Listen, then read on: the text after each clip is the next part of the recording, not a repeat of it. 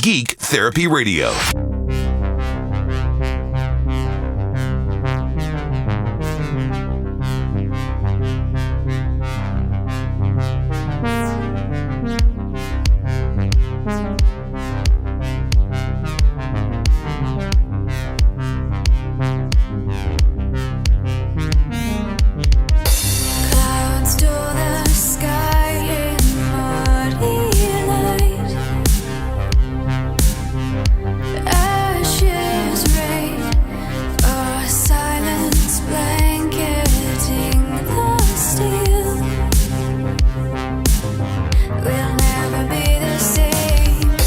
Welcome to Geek Therapy Radio. I'm your mental curator, Johnny Hemberger, and I've got I don't want to say mental guest, because when I say mental guest, it means you're mental, bro. You're crazy. No, that's not what I meant, but I do have a guest. He's a longtime listener of the show, and I'm thrilled to have him on. His name is Asaf. I won't use your last name, but if that's... I'd imagine that's the safest thing, not to use people's last name. You don't want to. I don't want to dox anybody, but Asaf, how you doing, man? Good, great. So tell everybody where you are from. If they aren't current listeners or longtime listeners of the show, I think I've mentioned to you a few times on the show and your location, but just remind everybody where you're from. I'm from Tel Aviv, Israel. Tel Aviv, Israel, and we're doing this over Skype, and it sounds like I was telling him off the air. It sounds like he's in the other room. It's pretty amazing what technology does. He's eight hours away. I don't know how many technical time zones that is, but he's 8 hours away from me right now, staying up late. And Asaf, where did you get your accent? Because you sound like you are from the United States, just a room away from me. I'll take that as a compliment. Yeah. I think it's just like from naturally watching TV, growing up on American television and British television too. I can probably do like an accent for a few sentences before like an actual Brit can clock me. But it's just like I can imitate what I hear, basically. I think that's extremely fascinating, because you've lived in Israel your whole life, haven't you? More or less. Yeah. Mm-hmm, yeah. How much time do you think you've spent abroad, and where have you been abroad? Oh, well, obviously the States a little bit, like a few times, maybe 4 or 5. A lot of places in Europe, like Germany and the Netherlands and Britain. Yeah. Poland, stuff like that. Maybe Greece one time. I was in Japan twice, which was amazing. I'm dying to get back. Yeah. Is all this for work, or was this kind of just in general, just through the years, vacations? No, and such? It was all like vacations. I think I was one time in the States for not really work reasons. Like work brought me there, but I wasn't like doing business. I was just like hanging out in a conference, not doing really anything important. Yes. And yeah, they just flew you out, and yeah, that's cool. And about a month ago, I was in Bulgaria, also like partying from work, because we have like a remote team there, and it was just like a social thing with them. So I didn't do actual work. I just like partied. What do you do for work? Product manager, tech. Cool. Can you? I'm not gonna, milk it out of you. But can you say the company, or you don't have to? That's just a boring old ad tech company. We do stuff with user acquisition for apps, mobile apps. Yeah. Not really interesting. I'm looking for something a little different now. But that's cool though. So you said you made your way to Houston one time. What was that for? Oh yeah, that was the road trip of my life so far. So I have a friend in Houston, actually. So okay. So you came to the United States for a road trip. Where did you start, and where did you end? All right. I started in Chicago. I have a second cousin who was there for school. She's American, and she's been there her whole life. Boston, but she was in Chicago for school. Cool. And met up with her, stayed at her place for a few nights. Then my Houstonian friend. Do you say Houstonian? Yeah, that's perfect. Yes. All right. So my Houstonian friend, whom I also met online, she came to see me there, and we took a car from there and did a little loop-de-loop until we got to Texas. Like we, think Saint. Oh God, I can't remember exactly the route, but it was like we went down south and a little east. We were in Nashville and Alabama and all that cool stuff. Oh, we ended up in Texas. That's a big road trip. So you went down out of Chicago around the southeast United States. What would you think? This is going to be really pretty interesting. What stood out to you most in that road trip? We'll start at general right there. What was your big takeaway from it? How sparse everything is in the States, how everything is so far away from one from the other. Yeah. Like for you guys, a 2-hour commute is like normal. Yeah, in Texas, pretty much, yeah. Yeah. Well, but basically everywhere I went was like, we have to go to this restaurant, which is like 30 minutes drive away. Yeah. And that's considered close. In Israel, that's not the scale we're talking about. I had a girlfriend who lived in Jerusalem, and that's 55 minutes away from Tel Aviv. Wow. And that's considered long distance here. Yeah. So yeah, that's kind of the scale we're talking about. So I think also if you go to the Northeast, so New York City and Boston around there, I think one of the biggest things you'll notice is that public transit, much denser. Yeah, it's a lot more dense. So if, for instance, in New York City, you don't need a car. It's just going to take up space, and you can get everywhere you need to go, via the subway and via taxi, what have you. But down in the South, where everything is so spread out in other parts of the country, basically everything west of the immediate East Coast is so spread out that everything out of New England and not San Francisco. Yeah. Even Los Angeles has. I'm not sure if Los Angeles still uses a subway. I know it was typically pretty terrible, but that's another story. And I think we'll take a break in the conversation right there.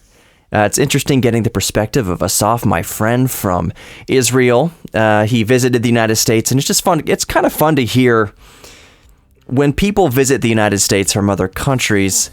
They tend to notice the differences. They tend to pick up on things that we don't get from growing up in the United States, and vice versa. When Americans visit other cultures, there's differences there. Oftentimes, it can be a little bit of culture shock. But anyways, next segment, Geek Therapy Radio, we'll continue the conversation with Asaf from Israel. Don't go anywhere.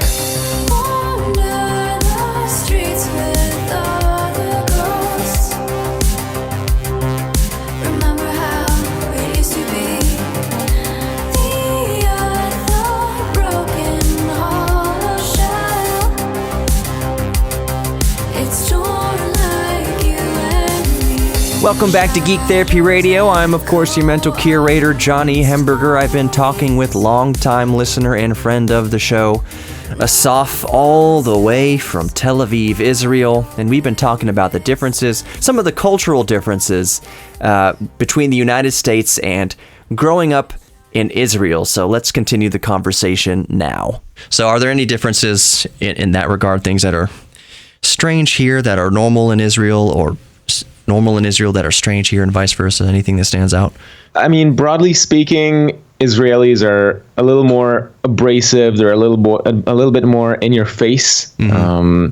We don't sugarcoat anything, basically. Yeah. So you could say sorry about that in here, but we don't need to extend take a sentence and spread it out well, no, that's not a good way of putting it. I mean, what you're saying, you know how you can't if somebody asks you a yes or no question, you have to preface it and give an explanation as to why. And here, if you ask somebody, do you like so and so? No, and it's not as rude. We just we just get right down to the the meat of the thing. Right. You don't waste anybody's time with making a big flowery sentence, or we also can become we're super direct and sometimes it gets to the point that we're being rude and overly honest. Mm-hmm. You can just say to somebody this is a really crappy idea or whatever. Mm-hmm. You don't have to does this make sense? Maybe you should do this in another different way, all that stuff. That's not very common here.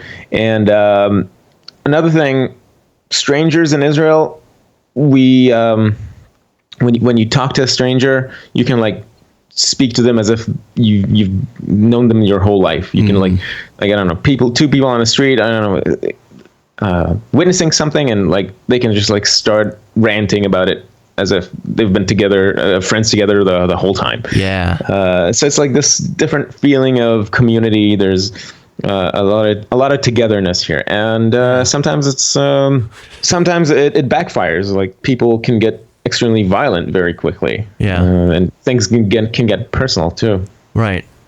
And I think that's a byproduct of, like you said, it's a tighter knit community. You're not. Yeah. Everybody knows everybody. Like really, 6 degrees of separation and got nothing on Israelis. Right. Yeah. You always know somebody who knows the other person. It's like always like 2, maybe 3 degrees of separation here. Yeah. Which I think is really cool. And you certainly get that in smaller, tight-knit communities around the United States, but you have to be sort of from the same neighborhood or the same small town. I don't notice. I've only really lived in big cities. I lived in Houston, was born in San Antonio, lived in Los Angeles for a little bit. There's small satellite cities around the city, like there's small municipalities and neighborhoods and rural areas and things like that. But I don't sense that unless people have been drinking. So if you went downtown on a Friday or Saturday night and you went to the main strip and people have, had a few drinks in them, the camaraderie is there. The fellowship is there. Everyone loves each other, but you're right. It gets to a point where it can, you just get a couple drunks fighting, or they get too close, or whatever, tempers flare. So, okay, you're on your trip here in the United States. You said you started off in Chicago, was that right? Yeah. And you drove around Southeast. You came through Houston. How long did you spend in Houston? Don't remember, probably like 2 or 3 days, but I was in Texas for like 5 or 6. Did you go to Austin? I was in Austin. I spent a night in Denton. Yeah. I met the 8-bit guy. Awesome. Yeah, David Murray. Awesome. Yeah. Had him on the show many times. He was very kind to let me into his home, and I spent there like a couple hours. I think he was extremely generous and kind, and it was just awesome seeing the studio and everything. Cool. How did you hear about Geek Therapy Radio? I'm curious. Was it through something having David on, or what? How did you learn about the show? At this point, it's like hard to tell. It was either through David, like an interview we did with him, or with Colin from This Does Not Compute. It was one of those two. Colin's awesome. Colin, he's up there in Minnesota. I believe. I don't know. I don't know exactly where. I would imagine it's Twin Cities, Minneapolis, something like. I almost moved up there in the early 90s, but it wound up not happening. It's a lot warmer down here anyways. He's all up there in the ice and snow and dealing with that. I feel the warmth, man. Like here in Israel, it's like we're in January now, and it's like it could be like, oh well, I can't translate that to Fahrenheit, but Celsius is fine. It could be like 20 degrees Celsius, which is like kind of warm, nice and warmish. Yeah. It's not 37, which is something like in the hundreds over. That's like Australia temperatures, 37. 37 is about your body temperature. Yeah, so 98. So I don't know what that translates. Yeah, upper 90s for sure, and that's basically 37 Celsius is where we stay in Houston. Same here in the summer. All throughout this. Yeah, what's the humidity like in Tel Aviv? Oh, way worse than Texas. I can tell you that. It's super humid here. Man, I don't know. I think we could go I think Houston and Tel Aviv could go toe to toe on how horrible the air feels. But here's the thing. Maybe you'll agree with this. We have a beach though. Right, we have a beach in Galveston, but it's probably not as pretty as what sea is Tel Aviv on? Not the Black Sea. No, the Mediterranean. Mediterranean, right. I mean, oh my gosh. Mediterranean compared to the Gulf of Mexico. We call the Gulf of Mexico the toilet bowl of the United States. And I saw pictures of Galveston, and it looks awful. I mean, the beach, not the city, obviously. Yeah, no. The beaches are like just like full of junk. Absolutely. It is not. Galveston is not. There are better beaches in Texas for sure. If you want a good beach, you go down to Port Aransas, South Padre Island, stuff like that. We do have really great and very long beaches too. There's a couple hundred yards to the actual water, and the water's actually blue, but not in Galveston. Yeah, so there are good beaches in Houston. Not in Houston. There's no good beaches in Houston or Galveston. There are good beaches in Texas where you actually have access to blue water. But the reason why we call the Gulf of Mexico the toilet bowl is because there's not much circulation. The current... The opening between the tip of Central America, Mexico, and Florida. I mean, it's a big opening geographically speaking, but the water just kind of, there's not a whole lot that escapes or comes in. It's kind of a slow moving toilet bowl. When you flush a toilet, it swirls around, and at least a toilet flushes everything away. In Houston's case, it flushes it out to Galveston, somewhere out into the Gulf of Mexico. So that's the other reason we don't like going in the water. Is that's basically all of Houston's duty water. What I was going to ask you is, in terms of the climate, we get a lot of visitors to Houston who get off the plane and they're just like, "What is this? It feels like I'm breathing soup." I'm used to it, and I miss it when I come back to Houston and my lungs fill with the humidity. I feel like I'm home again. Like my lungs felt empty everywhere else, and when I come back to Houston, it feels like I'm breathing water. So, do you ever miss the climate? Have you just gotten used to it and miss it when you're gone?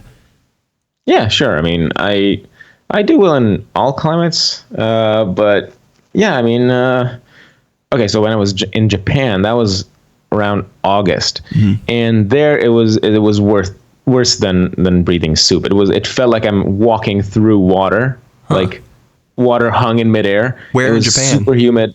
What? Where in Japan? Tokyo and Hiroshima. Oh, cool. And it was so humid there. And usually, I'm not gonna toot my own horn, but I usually don't stink when I'm sweating, and there I just like reeked. So we'll leave the conversation there for this segment. In segment 3 coming up here in just a few minutes, if you're listening to the radio broadcast, we're going to get into the stink of things. Different cultures smell differently, so are we stinky to Israelis? Who knows? We're going to talk about the differences of stink and smell culturally. More Geek Therapy Radio coming up. I promise you won't have to hold your nose too much. Don't go anywhere.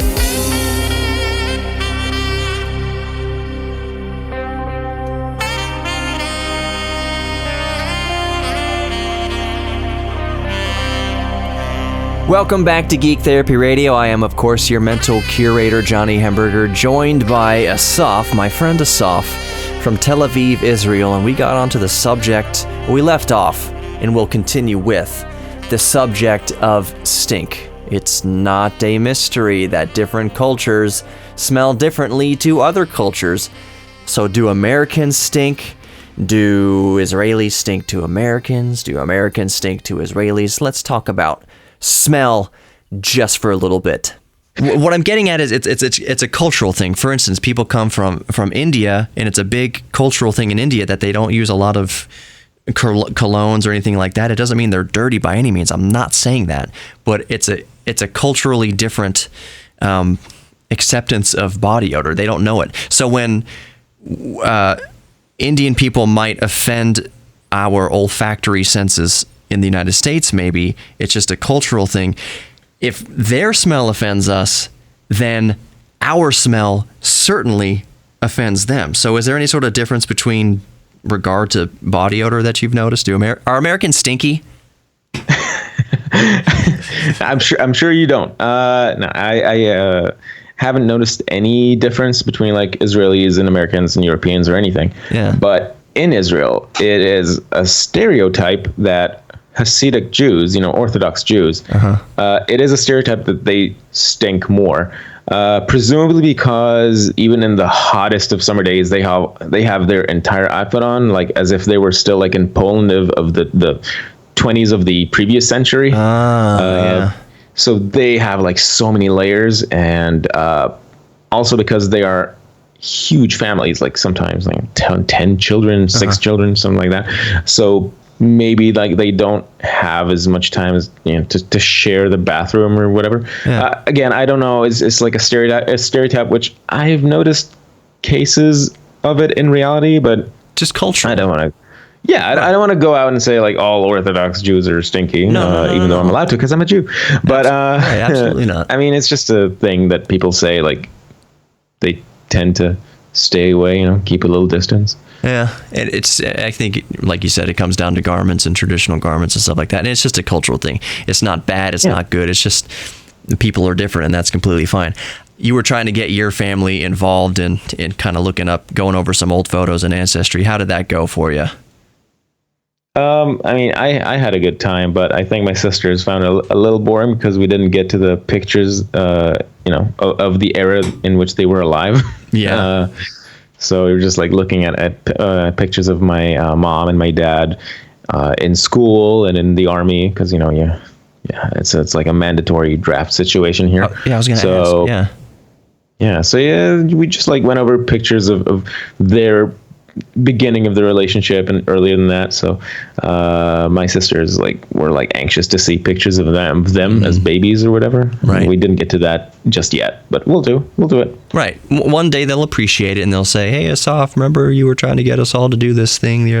And they'll be into it. Then let's talk about some geek stuff, some traditionally geek stuff. I want to know how old are you? I'm 32. Okay, so you're roughly, I'm 37 or 36, so we're roughly the same era. Were you always in Tel Aviv or just in Israel in general? I was born in a city like 10 minutes from here. Okay, well. So basically all my life lived in the same area. Okay, so when all of us spoiled American kids were getting Nintendos and Super Nintendos, did you have the same access to the same systems that we did growing up, or did Israel have to wait, several months, or what was the time scale? Did you get the NES when the NES came out, or the Super Nintendo when the Super Nintendo came out, or was it just unavailable? All right, so it's hard for me to pinpoint years exactly and release dates because I wasn't following it to that degree, but obviously we played a lot of video games, and we had both the NES and the Super NES. We had PlayStation when it came out, all that stuff. Cool. However, there was not even sure if it's like a bootleg situation or what do you call like a fake copy, like a knockoff, an NES knockoff. Right. So growing up, the term for that system was, and I will say it in Hebrew accent, megason. Okay.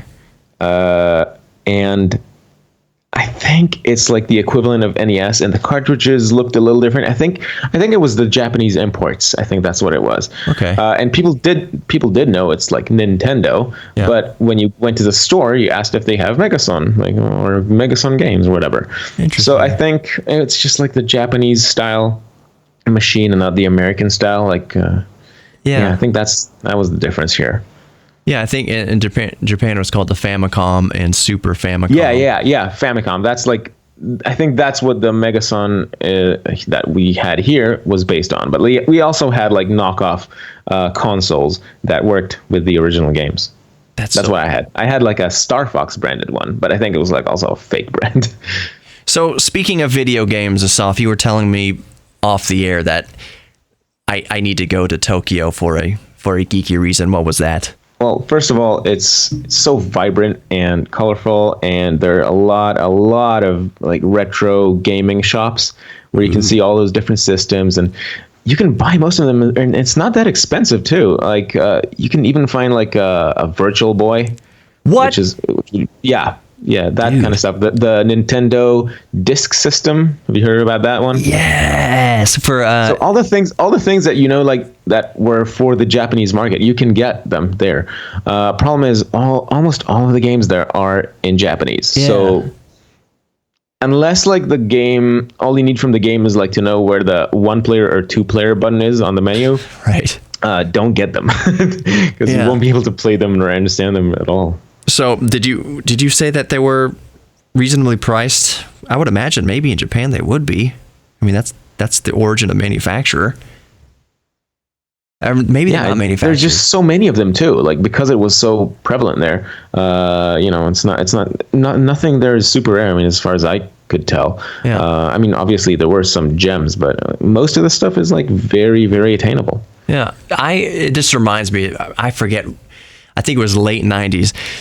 Virtual Boy was a flop. Was just a terrible train wreck, one of Nintendo's rare train wrecks. Actually, I take that back. Nintendo doesn't. They put themselves out there. They tried something new. Yes. I mean, right. That is the biggest credit we can give to Nintendo for always like trying to push the envelope and not like doing the same old things again, like you said about the recent consoles that are just like progress. It's like more of the same. Right. And while Nintendo is like trying new gameplay stuff. Right. Because Nintendo. I was speaking recently on a show, I thought, where can the Switch compete with the next generation of, PlayStation? It doesn't have to. Right. It doesn't have to. And I mean, people often associate themselves with either Microsoft or Sony. Like I'm a PS5 guy or PS4 or an Xbox guy. Yeah. And all those people, they don't have any animosity with Nintendo. They would happily sport another like Nintendo console in their homes as well. Like, right. It's not a team. Right. It's not because Nintendo has always been about the experimentation, and they have these duds like the Virtual Boy. The Wii U wasn't as successful. Even technically, the GameCube wasn't. I mean, it was a hit for sure, but it wasn't huge like the Wii was. It wasn't huge like Super Nintendo, NES, and the Switch were. They have all these flops, but it's that name of, in the name of kind of just figuring out what works. And do you know the reason why that Nintendo can be so experimental like that? Have you heard? Are you familiar? I can only speak from my own experience and my own thoughts, but I think it's just because Nintendo focuses on gameplay and the gaming experience and right. making games that are pleasant and fun for the whole family and not just like for hardcore AAA gamers. Right. Like all of Nintendo's titles are family friendly and beginner friendly. You don't have to be like a super expert gamer to just like rock them out, Right, exactly. And that's why Nintendo's so successful. So it's because of that success that Nintendo has built, they have saved a lot of money over the decades. They have saved billions and billions of dollars. They are not operating in any sort of teetering margin where they need to have a hit console the next generation or they die. Like if PlayStation released the PlayStation 6 or the PlayStation 5 and it's a complete flop, so that division of Sony would be in trouble if every console isn't a hit. Nintendo could release 3 or 4 more generations of flop consoles that just sell 100,000 units and suffer the fate of the Virtual Boy because they have tens of billions of dollars saved. Okay, we'll leave the conversation there for now. The final segment of Geek Therapy Radio is coming up. My guest is Asaf via the miracle of Skype all the way from Tel Aviv, Israel. We'll keep geeking out about video games and Nintendo specifically coming up. Don't go anywhere. Clouds to the sky in muddy light. Ashes rain, a silence blanketing the steel. We'll never be the same. Wander the streets with all the ghosts. Welcome back to Geek Therapy Radio. I'm, of course, your mental curator, Johnny Hemberger, joined today by my friend Asaf, all the way from Tel Aviv, Israel. And we were just geeking out about Nintendo, so we'll continue that conversation now. But that's Nintendo. They get to experiment with stuff like that. The disk systems that they try to use, the hard drives they tried to add to the Nintendo 64. Nintendo and the Famicom, like the actual, they had a keyboard. They wanted it to be like a computer, like it would run BASIC, I think. So I saw the Famicom keyboard out there in one of these retro stores. Yeah. Cool. Oh, that's so cool. I did not know. Like it was I think meant to compete with like Commodore 64 or something. I don't know. Yeah, that would make complete sense. I did not know that Nintendo released an official. I don't want to call it a QWERTY keyboard. I don't know what it was in. Was it in kanji or? I can look that up for you. I have a picture of it. Yeah, I'd like to see that. I'll look that up too. That's really interesting. Okay, so nerd stuff. I'm kind of interested in because I know this is mundane to you, day-to-day life in Tel Aviv, but there's people there's people from around the world who listen to the show. Most of them in the United States, but kind of, if you want to, can you walk us through kind of a typical day working and living in Tel Aviv? Yeah, I mean, I can attest from my previous workplace, which was in Tel Aviv. Right now, I work in the next city over. But my previous workplace was in like a really cool retro building. I think built in the 50s. Yeah, I think maybe completed in the 60s. Mm-hmm. It's super like culturally important. It was like the tallest building in the entire Middle East until like the 90s, I think. Cool. Held that title for a long time. So my ride there, I ride my bicycle to work. That's how I pick a workplace. Like I do not want the 1 hour commute. I don't want to be stuck in traffic. So I decided that I'm going to be working only within a bike ride's distance. Cool. So right now it's a 40-minute ride to where I work. As I said, the next city over, but at least I can ride right on the beach. Like nice. Half my way is like on the beach. Nice. So my previous workplace, I used to ride through like the city center, which is always hustling and bustling. Like even in the morning, it's just like really. I'm a people watcher. I take pictures. I'm a photographer. Cool. So just like the ride to work was very enjoyable to me. Yeah. And even on rainy days, like about half the way over there to work, I would be able to like ride under like buildings canopies or stuff, something like that. Yeah. So that I could stay dry or whatever, or in the shade if I needed to. Right. So that was really a lot of fun. So I used to like start my day. I don't know, maybe eat breakfast, get out there. What was breakfast? Right through the city. What was breakfast? What do you eat for breakfast? I'm a sucker for something called shakshuka. What is that?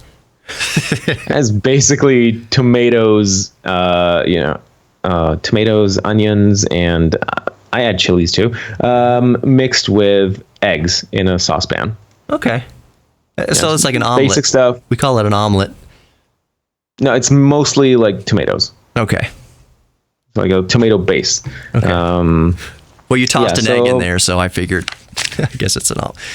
Whatever. You know it better than I do. Yeah. Well, anyway. Yeah. Then I'd go out to work, ride through the city center, which is amazing. Sometimes I would take the scenic route, which is also like on the beach, but the other way around. Mm-hmm. So I would be riding on the promenade. Mostly looking at tourists because nobody really goes to the beach at that hour unless they're like old enough to have the morning to themselves, do some jogging or some exercise or even surfing. Well, maybe younger people do the surfing part, but it was a lot of fun to like feel like a tourist in my own city, which is how I feel most of the time because I'm with the camera and all. Yeah. And then I ride up the market. It's called the Carmel Market. Really cool place with like a huge variety of foods and stuff, very like ethnic, and the smells are amazing, and just like the architecture in Tel Aviv is amazing. So anywhere you go is just like enjoyable to just look around. Cool. So that was it for me, and then I'd go to work, do my work stuff, and the same way home, which is in the summertime is like you get another chance at looking at the beach at sunset, which is amazing. The sunset's at the beach here. Is it facing west? Yeah. Cool. Nice. And that's it. Like, we meet up. Some friends would meet up in the evening. We can like, go out to drink or go to like a stand-up show or whatever. Me and my friends, we mostly meet up at home. But Yeah. Tel Aviv has a huge nightlife scene and a huge like culinary scene. Like everywhere you go, you can see like a new restaurant or a new club or whatever. It's really cool. When do the bars and clubs close in Tel Aviv? Oh, super late. Often after midnight, like an hour, 2-3 hours after midnight. That's like the places that are like more tame. Okay. Some places probably like stay open until morning. Yeah, I That's think the biggest difference between Israel and like Europe, where everything like closes at 10 p.m. Yeah. I know it's average in the United States. Texas bars close at 2 a.m. I mean, that's the law. They have to close at 2 a.m. Oh, we don't have that. No. Law. There's other places in the United States that are more relaxed and more strict. So Louisiana, I want to say bars in Louisiana stay open till at least 4 a.m. You know, that's just that makes sense to me. What's the legal drinking age in Israel, or does it change city to city? 18. It's 18. Okay. Yeah, ours is 21 here, and as of recently, That is ridiculous, really. yeah. See, it is ridiculous, and at the same time, like I try to think, why could that possibly be? What's the difference? Why can Europeans basically don't have a legal age in other places? I think it's 16 there, or 14. Yeah. And so around the world, the age is typically, at least 4 years or 3 years younger than in the United States. And I was trying to think, why is that? Is it just because the United States is super prude or whatever? Yeah, that's my take on it. Okay. I would definitely say the United States is more prude. I mean, obviously you can say like, oh, we have so much violence on television and all that stuff. But I think on the whole, I think the United States is pretty prude. That's something like I wanted to touch earlier when you asked about the cultural differences and stuff that are rude or whatnot. Yeah, go for it. Here in Israel, on like Israeli television, whether it's like scripted or reality or even like more establishment stuff like the news, we do not, like, if you're quoting someone, you don't use the word expletive. You actually just use the word. Like, Yeah. people curse here all the time, man. Right. Like on primetime television, curses flying all over the place. Just politicians F-bombs. using dirty words. That's just like common here. Yeah, just the F And word. in the United States, that would be super frowned upon. So unfortunately, I think we're going to have to leave it there. This broadcast is 39 minutes, but Asaf and I talked for quite literally 2 hours. I may post an extended version podcast. We went over the gamut of subjects over the course of 2 hours. What you're listening to is not even half of what we talked about. So anyways, my eternal thanks regardless to Asaf for joining me from 8 hours away via Skype from Tel Aviv, Israel. It was 4 a.m.